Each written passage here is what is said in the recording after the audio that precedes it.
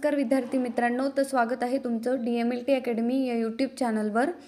तर आपले जे लॅब असिस्टंट आणि लॅब टेक्निशियनचे DMERचे पेपर होते ते आज पूर्ण झाले आहेत।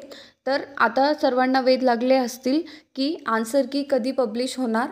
तर जी आपली फर्स्ट आन्सर की आहे ती 10 ते 12 दिवसामध्ये पब्लिश होईल। तुमच्या लक्षात आलंच असेल, जो एक्झामचा पॅटर्न आहे त्यामध्ये आपल्याला मोठ्या प्रमाणात बदल पाहायला मिळाला।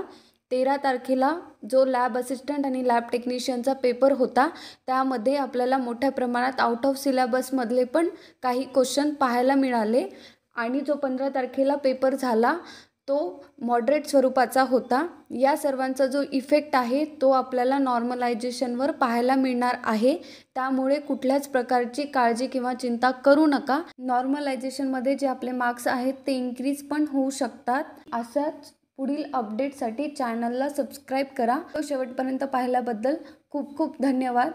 थँक्यू।